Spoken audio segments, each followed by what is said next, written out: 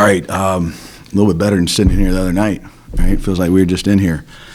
Hadn't slept a whole lot and been spending half my time trying to figure out what happened on Monday, and then in the other half figuring out how to prepare for tonight. But look, I thought it was a gut check by our group. I thought it was a heck of a response, and we haven't been playing as well as we need to from a energy, emotion, effort standpoint, and we've been playing a little tight. We've been playing like, the building of winning games, and all of a sudden we lose one at Greensboro, and then since then we almost look like we're in a pressure cooker a little bit. And it's on the outside, it's they can't make shots, they got a shooting problem, but internally it was a spirit problem. It was just going out there and just, hey, look, we're going to the ballpark to have fun, but part of having fun is you got to play urgent. You got to compete. And we showed some clips this morning of just some of our defense early in the year, and just some defense in this building, and kind of mirrored it to some clips from Monday night and just showed them the difference. And it wasn't by any means perfect tonight. There's still some possessions we would love to have back, but it was better, and it looked more like Furman basketball. And it's a very good opponent. They're very well coached. Brooks does a great job, and it was a war of a game. And but I thought we had some gumption down the stretch to finish it out. We were a little sloppy late, and that's some stuff we got to clean up. But I guess we were up 8, and then we missed 2 free throws and then foul a 3-point shooter that makes it and made it a little bit harder than it needed to be down the stretch. But we'll learn from that, and but proud of a lot of guys. Proud of a lot of guys, and I know you guys will ask me probably about the lineup change and things like that, but I thought the response to all of that, was impressive by our group. I thought we played very connected. I thought we looked like great teammates tonight. I thought we played with much better emotion and spirit. Coach, I thought from the get-go there was an emotion and spirit, and yet ETSU shoots 54% in the first half, but they only lead by 1. Once again, you get a buzzer-beating 3 at the half. A lot different situation than it was on Monday, and it seemed like you obviously tuned up the defense a whole lot in the second half. They finished with 41% for the game. Yeah, you get to the tunnel and you feel. It was clear we were playing harder. We were definitely competing better, and it's funny when you play the right way. Offense starts to look a little smoother. And the biggest thing at halftime was they had 6 offensive rebounds, which that's what they do. They're really, really good at it. And but they literally had scored on all of them. So it was 6 offensive rebounds, which, you say, well, man, that's too – not for them. That's actually doing okay. Would you like it at 4 or 5? Of course. But what you can't have is they get 6 and they score 12 points off of it.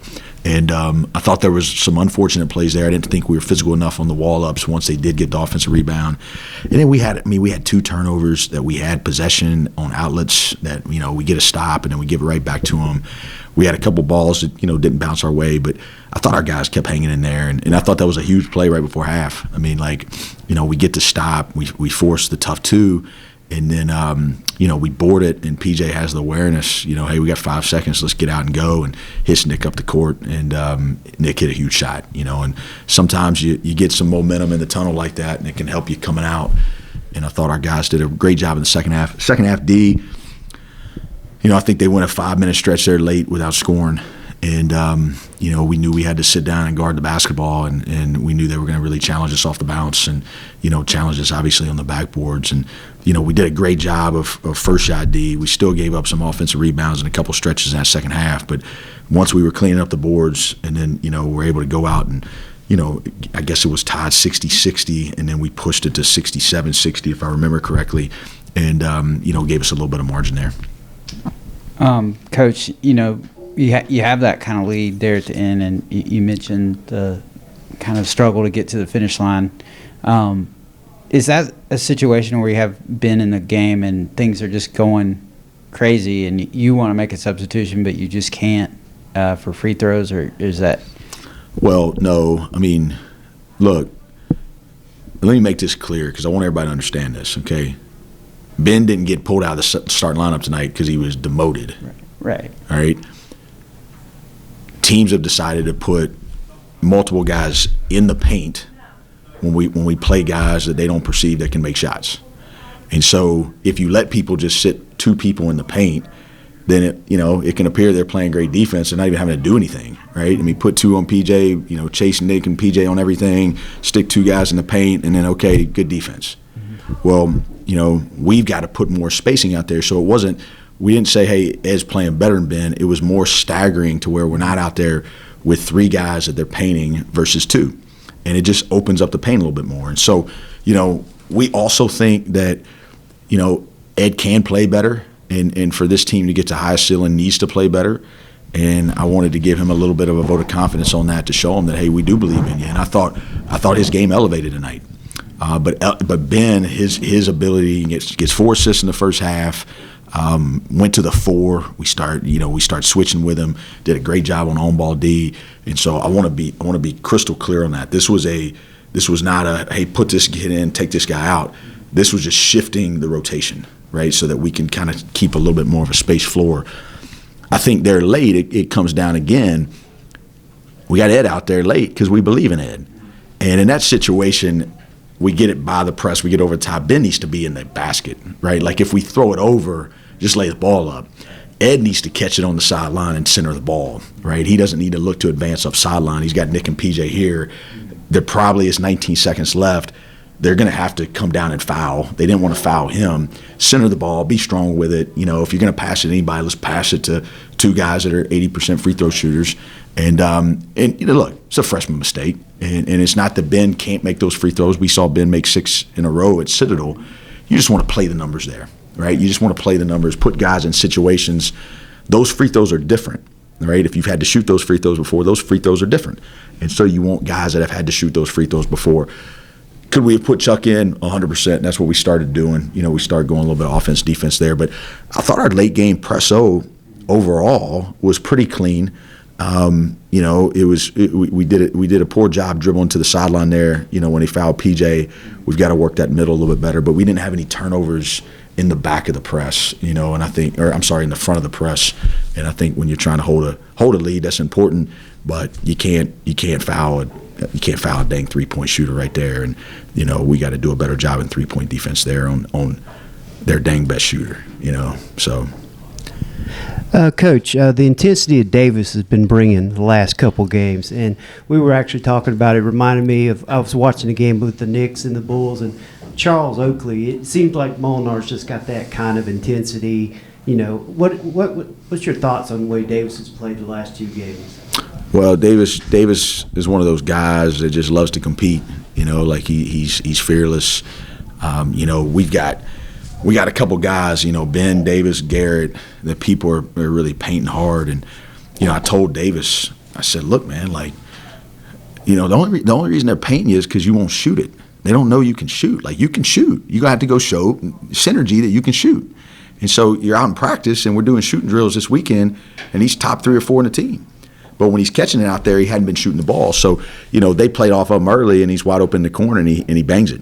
And look, all summer, all fall, he's worked on his shot.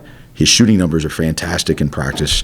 He's got to shoot with confidence. And I told Garrett the same thing. Garrett, look, it's 8-0 in the Virginia game, one of the biggest games in the history of the program, and you hit the first shot of the game on a left corner 3, right? 2 weeks ago at Citadel, he bangs a huge shot to win the game. Garrett's a great shooter. Garrett shot 42% from 3 all summer, all fall, right? But, he's got to play with belief. So when he shot the ball at the top of the key, hey, he's wide open, step into that thing with belief. And I thought he shot it with good fluidity. It looked like he shot it with confidence. It's a 50-50, but he's got to believe that. And, and I think we've got to space those guys out a little bit more, and I thought we did a better job of that tonight. But, Davis can do a lot out there. Davis can play the 3 a little bit. Davis can play the 4. If we wanted to go small and let him work the elbows, he could play the 5. He's incredibly physical. He's one of those guys that likes physicality, and he's a little bit of a Swiss Army knife. He can dribble it up, he can post it, he can drive guys, he can make shots from the edges, and he just loves to compete. And I got full trust in him out there. Coach, alluding back to the lineup change to start the game, I thought they're wanting to get another shooter out there in Bronson. Also, who in the world can give you more energy off the bench than Ben Vanderwall? Just the way he plays in general. And I thought that both shone through tonight. I think Bronson stepped up after struggling maybe a little bit the past couple of games. And and that energy, and obviously that huge tip in that Ben had there late. I think both those kind of shone through. Yeah, I mean, it's you look at plus and minus. You know, you look for your outliers. Obviously, you know, Garrett was tremendous tonight. It was a plus 15, and you know, we moved him actually down to the 5 a little bit there late, and put Ben at the 4. And but yeah, Ed, I mean, he plays 35 minutes tonight, and he's a plus 3, which ended up being the game margin. When a lot of times when you play a lot of minutes, you kind of get what the game margin is. But you know, he made some big plays. You know, the 3 hit I thought was a huge play. I don't think he's going to think he played perfect, nor did I, but I do think he played with some swagger, and I do think that he played with some aggression. And this team needs a third guard, right, that can really take some stress off of PJ Nick. They can't do it all. And we've got guys that can, you know, Ed's a 3-level scorer. Ed this summer, I mean, was playing unbelievable basketball before his injury. And part of what I've got to do is you got to take the long view in this. We got to get our best in March. You know, this all comes down to what happens in March. And I've got to get him these reps to let him work through some of this so he can build that confidence. But you're talking about an athlete. You're talking about a that can finish. You're talking about a guy that can create. I mean, that pivot to the 2 right there in the paint, that's a big play. I mean, that's a big play. And, you know, he's got the capability to do that. And if we can put that on film, you know, it changes how they're able to guard Nick and PJ. And having the ability to really space it with 3 guys, and then now you got Chuck that you can space it with on the edges inside as well, and Dave can hit. You know, like we've got to get better spacing out there, and I thought our spacing was a lot better tonight. Can you talk about just the comprehensive defensive effort on Seymour and Peterson? They go for 39 points, but they take 39 shots, so everything was difficult. It felt like, especially in the second half, I didn't feel like Peterson was necessarily being able to drive downhill as much. Can you talk about that? Well, I mean, first of all, 2 really, really good players, you know, and 2 guys that can score, you know, with the ball in their hand and have good size and, you know, can score at 3 levels. And then, you know, Peterson on the glass is Peterson goes and they all go and get rebounds, right? Seymour goes and gets rebounds. So there's a lot of different things you got to deal with. And, you know, we knew they were going to put Peterson in a lot of ball screens, and you know they're going to put Seymour in space, and he's obviously a pick pop threat, and so you got to deal with that. And so, look, they put a lot of stress on you. I mean, just they got good players. I mean, those guys got some talent now, and so you got to really be able to sit down and guard the basketball. And here lately on film, just to be honest, it doesn't look like we can guard the ball. And you know, we weren't perfect at it tonight, but I thought it looked a little bit more like what we had been doing in terms of just sitting down and keeping this ball in front, not giving driven straight to the rim, and you know allowing people to get easy 2s. But you know they put a lot of stress on the bounce, and so you know in the last 10 minutes of the game, I thought we were at our best there, and you know I think that was why we were able to get the margin where it was, because we were able to force some shots over the top, rebound the majority of them, and then go down and run offense on the other end. Coach, 3 plays that really stand out for me from the second half were Garrett's deflection. I think it might have been a 3-point lead. ETSU had the ball, and I think Garrett gets that deflection. I think you go down and go up by 6, if I'm not mistaken. It was around that area, I believe. And then when Garrett got the steal on the sideline, yeah, what was we were at 5. I think it was 65-60, okay. And then we went up 7 there. Right. Yeah. And then 2 of Garrett's feeds from the top of the key down to Bronson down low. I mean, I think these past few years, Furman fans have been kind of spoiled by big guys that could pass. And those are 2 of the best that you'll see. Just, I mean, as you said, he was rewarded tonight and rewarded y'all plus 15, but so many different things Garrett did tonight. Well, you know, look, Tony Bennett's dad, Dick Bennett, used to say, if you want to have great teams, the first thing you have to have is a team you can lose with. And we all hate losing. As competitors, you can't stand it. You know, as when you have a program that has expectations, you don't want it. But if you have a group that can do it well, and when I say well, like can you learn from it? Can you man up and look at it and say, okay, we got to do these things better, and then we have to adjust some things, and we got to be honest. And the way our group handled yesterday and some of the decisions that we had to make, you know, I had 4-player individual meetings yesterday starting about 6:00 p.m. And hey, this is what the issue is. This is what we got to do.